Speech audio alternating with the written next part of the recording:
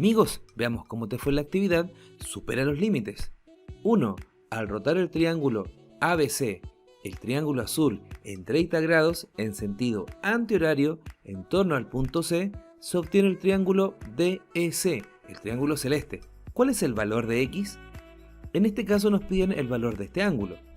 Ahora, observemos que el triángulo azul se apoyó en C, giró hacia la derecha 30 grados y obtuvimos el triángulo DEC, el triángulo celeste. Esto nos dice que el triángulo azul y el triángulo celeste son una fotocopia, porque el celeste se obtuvo a partir del triángulo azul. Además, la línea azul, cuando se giró en 30 grados, fue a parar al punto D. Esto significa que el ángulo que tenemos acá mide 30 grados, dado que este fue el ángulo del giro. La clave de este ejercicio es notar lo siguiente. Cuando nosotros consideramos el segmento AC y giramos el triángulo azul en 30 grados, va a coincidir con el segmento CD. Y con esta información podemos concluir que el triángulo ADC es un triángulo isósceles, porque tiene dos lados iguales, y por lo tanto va a tener dos ángulos iguales.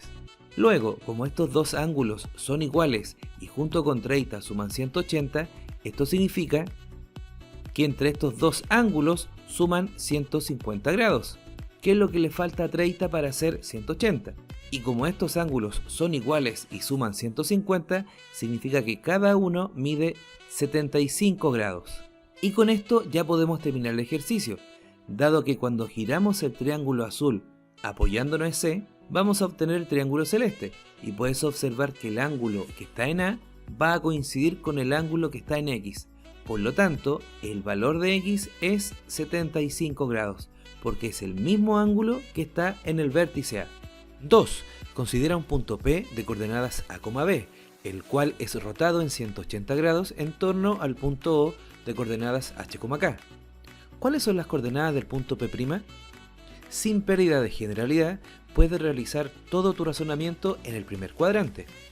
Para poder visualizar bien el procedimiento que vamos a usar acá, vamos a cambiar las coordenadas de los puntos por números.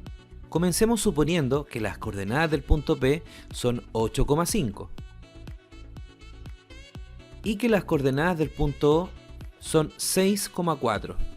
Así que acá bajamos hasta el 6 y hacia la izquierda vamos hasta el número 4. Entonces aquí está el punto O. Entonces, para rotar en 180 grados el punto P en torno al punto O, lo que hacemos es primero ver el vector que va de P al punto O. Y aquí contando vemos que horizontalmente vamos del 8 al 6, es decir, del punto P retrocedemos 2 unidades. Y luego bajamos de 5 a 4, es decir, bajamos una unidad. Y esto lo expresamos negativo, queriendo decir que fuimos hacia la izquierda y luego bajamos 1. De esta forma, las componentes del vector V, que lleva el punto P al centro O, podemos ver que son menos 2, menos 1. Pero estos números los podemos obtener haciendo operaciones con las coordenadas. En el caso del menos 2, vamos a restar 6 con 8, en ese orden. A 6 le vamos a quitar 8. De esta forma obtenemos menos 2. De igual forma, menos 1 lo obtenemos como a 4 quitándole 5. Entonces, si este vector lo repetimos a partir del punto O, vamos a llegar al punto P', el que estamos buscando. Veamos cuáles son sus coordenadas. Recordemos que el movimiento del vector comenzaba con 2 unidades hacia la izquierda. Entonces, si del 6 nos devolvemos 2 unidades, vamos a llegar al número 4. Y luego bajamos una unidad, así que en P' la altura sería 3. Entonces, lo que hicimos acá es lo siguiente. A partir del centro O nos devolvimos 2 unidades, de 6 llegamos hasta 4 y de la altura 4 bajamos una unidad llegando al número 3. De esta forma las coordenadas del punto P' son 4,3. Otra manera de obtener las coordenadas de P' es así. Las coordenadas de P' se pueden obtener como a las coordenadas del centro de la rotación sumándole las componentes del vector. En este caso, las coordenadas del centro de la rotación podemos ver que son 6,4 y las componentes del vector las tenemos acá, son menos 2, menos 1. Y resolviendo acá tenemos 6 menos 2 es 4 y 4 menos 1 es 3. Y 4,3 son las coordenadas del punto P'. Esta idea la vamos a usar acá. En este problema nos dicen que las coordenadas del punto P son A, B. Y las coordenadas del centro de la rotación son H, K. Aquí está el punto O. Entonces lo que primero vamos a hacer es descubrir las componentes del vector que mueve el punto P hacia el centro de la rotación. A este vector también le llamaremos V. Y aquí podemos ver que esto lo obtuvimos restando las coordenadas de P y del punto O. Así que la coordenada X resulta de, al número menor en este caso que es H, restarle A, como lo hicimos acá, 6 menos 8, acá le vamos a quitar B. Es decir, al número menor le quitamos el mayor, como acá a 4 le quitamos 5. Y el paso final ahora es el punto O, el centro de la rotación, moverlo según el vector V para llegar al punto P'. Y esto algebraicamente fue lo que hicimos acá. A las coordenadas del centro de la rotación le sumamos las componentes del vector. Entonces al centro de la rotación le vamos a sumar las componentes del vector. Las coordenadas del centro de la rotación, recordemos que es H, K. Y a esto le vamos a sumar las componentes del vector que descubrimos aquí, que es H menos A, K menos B. Y ahora lo único que falta es sumar componente a componente. Es decir, coordenada X con coordenada X.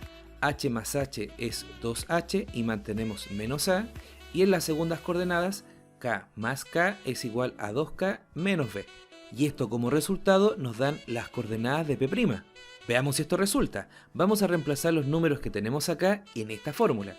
Entonces acá escribimos 2 por H, y H es la coordenada X del centro de la rotación, que acá es 6. Y le vamos a quitar A, que es la coordenada X del punto P, que acá supusimos que es 8. 2 por K. K es la coordenada Y del centro de la rotación, y en este caso supusimos que es 4. Y B es la coordenada Y del punto P, que en este ejemplo supusimos que es 5. Resolviendo acá tenemos 2 por 6 es 12, menos 8 es 4, 2 por 4 es 8, menos 5 es 3. Y acá nos dio 4,3, que es lo mismo que obtuvimos aquí. Por lo tanto, las coordenadas de prima efectivamente son las expresiones que encontramos acá. 3. Al punto A de coordenadas menos 6 menos 4 se le aplica la transformación 1, al punto resultante la transformación 2 y al resultado la transformación 3. Las transformaciones son las siguientes. La primera es simetría respecto de y igual a menos 1. La segunda es una traslación de vector 3,2 y la tercera es una rotación en sentido antihorario con centro en el punto 1,1. Luego de 3, ¿cuáles son las coordenadas del punto final A triple prima? Esto lo haremos en orden en un plano cartesiano. Comenzamos ubicando el punto A de coordenadas menos 6, menos 4. Aquí está el punto A. La primera transformación es una simetría respecto a Y igual a menos 1. Bueno, pero ¿qué significa Y igual a menos 1? Esto representa a todos los puntos cuya segunda coordenada, la coordenada Y, es menos 1, siendo la primera cualquier número. Esto nos dice que tenemos que ubicar todos los puntos que están a una unidad bajo el eje X. En otras palabras, decir Y igual a menos 1 en el plano cartesiano corresponde a la recta horizontal que pasa por menos 1 en el eje Y.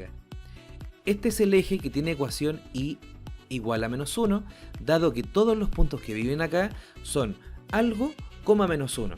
Ahora, si le aplicamos una simetría al punto A respecto a este eje, vemos que tenemos que subir 3 unidades y si volvemos a subir 3, llegamos acá. Aquí está el punto A'.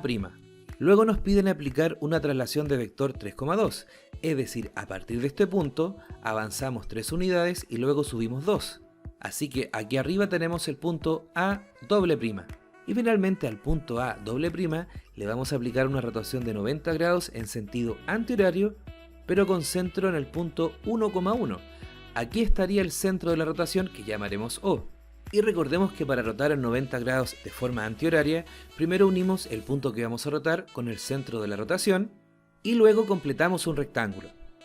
Entonces de A bajamos 3 unidades, luego 4 a la derecha y así completamos nuestro rectángulo. Entonces este rectángulo debemos girarlo hacia abajo para ir en sentido antihorario. De esta manera, manteniendo el punto fijo, este vértice del rectángulo, Entonces, al girarlo nos queda así. El largo que estaba horizontal va a ir a parar hacia abajo 4 unidades. Y luego completamos el rectángulo, cuyo ancho son 3 unidades. Y acá hemos girado el rectángulo celeste obteniendo el rectángulo rojo. Entonces, A doble prima va a parar al vértice que está aquí abajo en el rectángulo. Aquí está el punto A triple prima. Y podemos ver que las coordenadas del punto A triple prima son en el eje X -2 y luego bajamos hasta -3. Bien amigos y amigas, que estén bien.